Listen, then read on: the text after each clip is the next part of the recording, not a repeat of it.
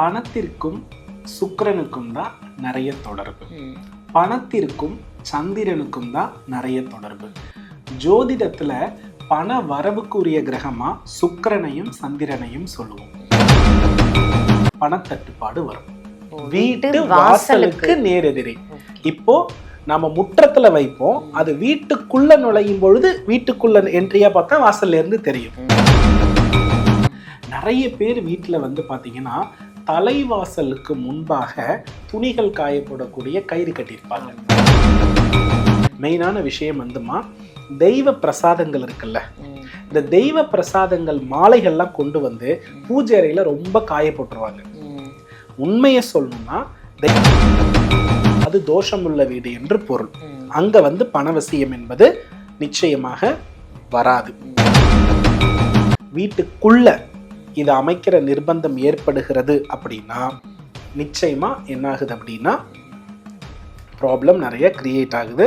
இந்த வீட்டில் செல்வ நிலை அப்படின்றது சிறப்பாக இல்லை அப்படின்றத புரிஞ்சுக்கணும்.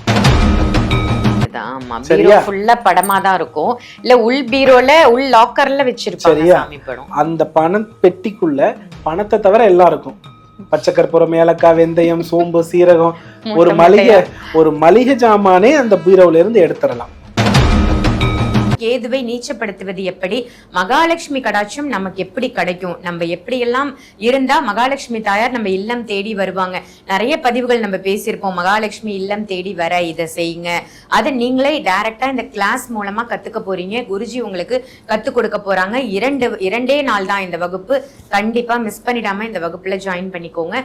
வீடியோல தெரியுற நம்பருக்கு கால் பண்ணி வகுப்போட முழு விவரங்கள் கேட்டு தெரிஞ்சுக்கிட்டு இந்த ஆன்லைன் கிளாஸை நீங்க அட்டன் பண்ணலாம். எங்க இருந்தாலும் தாராளமா ஆன்லைன் கிளாஸ் அட்டன் பண்ணலாம். ஆன்மீக பரிகார நேயர்கள் அனைவருக்கும் அன்பான வணக்கங்கள். இன்னைக்கு நம்ம யாரை சந்திக்க வந்திருக்கோம் அப்படின்னு பாத்தீங்கன்னா அஸ்ட்ராலஜர், பிரணவ வாஸ்து நிபுணர் சிவகு சத்யசீலன் குருஜியை தான் சந்திக்க வந்திருக்கோம். வணக்கம் குருஜி. ஸ்ரீ குருப்பியோ நமஹா, ஸ்ரீ மாத்ரே நமஹா, ஓம் அகத்தி சாயி நமஹா.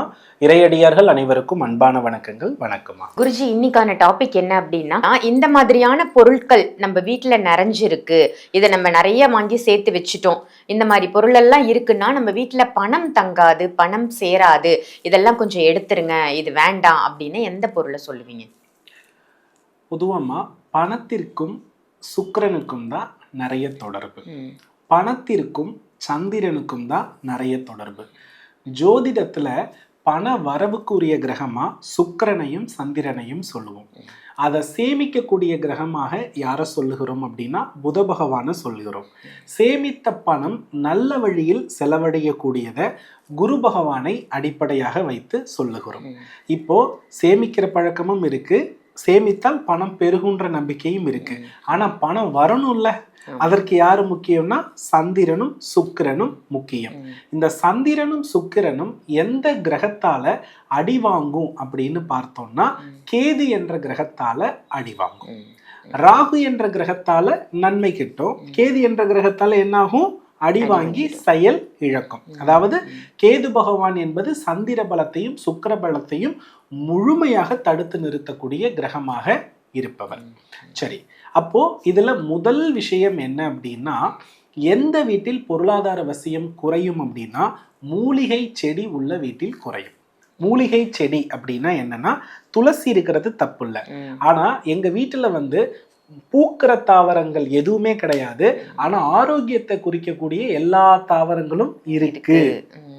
கீழாநெல்லி இருக்கிறது, கற்றாழை இருக்கிறது, எல்லா மூலிகைகளும் உங்களுக்கு தெரியும், அது வீடு முழுக்க நிரம்பி இருக்கும். இப்படிப்பட்ட வீடுகள்ல செல்வம் இருந்தாலும் அது பயன்படாது. எதுக்கு பயன்படாது? ஒரு திருமணத்துக்கு, ஒரு குழந்தை பேருக்கு, அடுத்த கட்ட வளர்ச்சிக்கு, ஒரு மகிழ்ச்சியாக இருப்பதற்கு பயன்படாது. மாறாக திருமண தடை, ஆரோக்கிய குறைபாடு, மன உளைச்சல், தனிமையாக இருத்தல், இதை வச்சுட்டு என்னடா பண்றது, இப்படிப்பட்ட மனநிலை தான் என்ன பண்ணும்னா ஏற்படும். இது முதல் விஷயம். இரண்டாவது விஷயம், வீட்டு வாசலுக்கு நேரெதிரே துளசி மாடம் இருந்தால் பணத்தட்டுப்பாடு வரும். வீட்டு வாசலுக்கு நேரெதிரே. இப்போ நம்ம முற்றத்துல வைப்போம், அது வீட்டுக்குள்ள நுழையும் பொழுது வீட்டுக்குள்ள என்ட்ரியா பார்த்தா வாசல்ல இருந்து தெரியும். வீட்டுக்கு பின்பக்க வாசல் பின்னாடி வைப்பாங்க. சோ பின்பக்க வாசல்ல வைத்தா எந்த தவறும் இல்லை. நிறைய பேரு வீட்டுடைய தலைவாயிலுக்கு பிரதானமாகவே என்ன பண்ணிருப்பாங்கன்னா துளசி மாடம் அமைத்திருப்பாங்க. இந்த வீடில் செல்வம் தங்காது, கணவன் மனைவி பிரிவு ஏற்படும். இது 2வது விஷயம். முற்றத்தில் வைக்கலாம், பின் வாசல்ல வைக்கலாம், முன் வாசல்ல கூடாது. 3வது விஷயம் என்ன அப்படின்னா, நிறைய பேர் வீட்டுல வந்து பாத்தீங்கன்னா தலைவாசலுக்கு முன்பாக துணிகள் காயப்படக்கூடிய கயிறு கட்டியிருப்பாங்க. இந்த தவறும் செய்யக்கூடாது. பின் வாசல்ல தான் துணி காய வைக்கக்கூடிய அந்த கயிறு அனைத்தும் கட்டணும், முன் வாசல்ல கட்டக்கூடாது. அப்படி கட்டினால் அந்த வீட்டில் தரித்திரம் தான் என்ன பண்ணும்னா இருக்கும். 4வது விஷயம் என்னன்னா, நிறைய பேர் படுக்கை அறை, டிவி, பெட் மேல உட்காந்து சாப்பிட்றது. ஒரு ஒர்க்குன்னா கூட சாப்பிட்டுக்கிட்டு லேப்டாப் பார்த்துட்டு டிவி பார்த்துட்டே இருப்பாங்க. இந்த அமைப்பும் அந்த வீட்டில் தரித்திர நிலையை ஏற்படுத்தும். அந்த செயலை செய்யக்கூடியவர் 2 நாளைக்கு ஒரு முறை தான் குளிப்பார். நல்லா கவனிச்சுக்கோங்க. எந்த வீட்டுல கட்டில்ல உட்கார்ந்து சாப்பிட்ற குழந்தை இருக்குன்னு பாருங்க, அல்லது வாலிபராக இருக்கட்டும் அல்லது பெண்ணா இருக்கட்டும், அந்த பெண்ணுடைய குளியல் பழக்கத்தை மட்டும் நீங்க கவனிச்சு பாருங்களேன். அந்த மாதிரி செய்கை உள்ளவங்க 2 நாளைக்கு ஒரு முறை தான் குளிப்பாங்க. காரணம், அந்த அளவிற்கு செவ்வாய் சனி பிரச்சனை அவங்க வாழ்க்கைய பாதிக்க வச்சிடும். இவங்க யாருக்கும் திருமண வாழ்க்கையும் பொருளாதார வாழ்க்கையும் அந்த அளவுக்கு என்னவாக இருக்காதுன்னா பெஸ்டா இருக்காது. அதுக்கு அடுத்தபடியா மெயினான விஷயம் வந்துமா, தெய்வ பிரசாதங்கள் இருக்குல்ல, இந்த தெய்வ பிரசாதங்கள் மாலைகள்லாம் கொண்டு வந்து பூஜை அறையில ரொம்ப காயப்பட்டுருவாங்க. உண்மையை சொல்லணும்னா, தெய்வ பிரசாதங்களை கொண்டு வரீங்க அப்படின்னா அதை வீட்டோடைய தலைவாசல்ல மாட்டிடணும். அடுத்த நாள் காலையில அதை எடுத்துட்டு போயிட்டு ஓடுகிற தண்ணீர்ல விட்டுறணும், இல்லைன்னா ஒரு கலெக்ட் பண்ணி வைக்கணும். ரொம்ப நாள் அப்படியே அந்த பூவினுடைய வாடை காய்ந்து அதனுடைய துர்வாடை வந்துச்சுன்னா அந்த வீட்டில் என்ன ஆகாதுன்னா பொருளாதாரம் சரியாக வேலை செய்யாது. அதுக்கு அடுத்தபடியா எந்த வீட்டில் வந்து பார்த்தீங்கன்னா அடிக்கடி மின்விளக்குகள் பழுதடைந்து கொண்டே இருக்கிறதோ அது தோஷமுள்ள வீடு என்று பொருள். அங்க வந்து பணவசியம் என்பது நிச்சயமாக வராது. அதையும் நாம புரிஞ்சுக்கணும். அதுக்கு அடுத்தபடியா கவனிங்கம்மா, வீட்டோடைய தலைவாசல் இருக்குல்ல, அந்த தலைவாசல் வந்து தாழ்பால் போடப்பட்டு இருக்கணும். தாழ்பால் மூடல, பின்பக்க தாழ்பாலும் மூடல, அது வந்து சரியாவே கனெக்டட் ஆகல, அது ரொம்ப விரிசல் விட்டு இருக்குனாலும் அது வீட்டுல வந்து நிறைய எதிர்மறைகளைத்தான் ஏற்படுத்தி கொடுக்கும். வீட்டுக்குள்ள போர்வெல், சமையலறைக்குள்ள செப்டி டேங்க், நம்ம வீடுன்னு ஒரு சதுரம் இருக்கும், அந்த சதுரத்துக்கு வெளியில தான் நம்ம செப்டி டேங்க் போர்வெல் எல்லாமே போடுவோம். அப்படி இல்லாம வீட்டுக்குள்ள இது அமைக்கிற நிர்பந்தம் ஏற்படுகிறது அப்படின்னா நிச்சயமா என்ன ஆகுது அப்படின்னா ப்ராப்ளம் நிறைய கிரியேட் ஆகுது. இந்த வீட்டுல செல்வ நிலை அப்படின்றது சிறப்பாக இல்லை அப்படின்றத புரிஞ்சுக்கணும். அதே போல வீட்டோடைய பணப்பெட்டகத்துல நிறைய தெய்வ படங்கள் வச்சு அதுக்குள்ள பணத்தை வச்சாலும் பணம் தங்காது.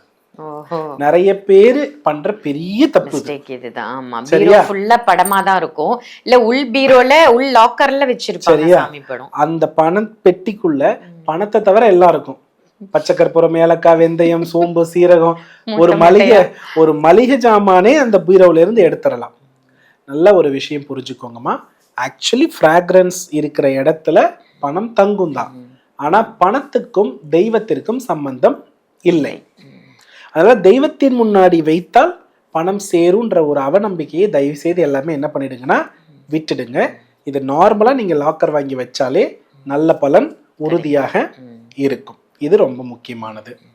அதுக்கு அடுத்தபடியாமா கொடி தொடர்புடைய செடிகள் இருக்கு இல்லையா, இந்த கொடி தொடர்புடைய செடிகள் எந்த வீட்டில் இருக்கிறதோ, தலைவாசல்ல, ஜன்னல்கள்ல, பின்வாசல், எங்க இருந்தாலும் கொடி தொடர்புடைய செடிகள் இருந்துச்சுன்னா அந்த வீடு சிறப்பாக இல்லை.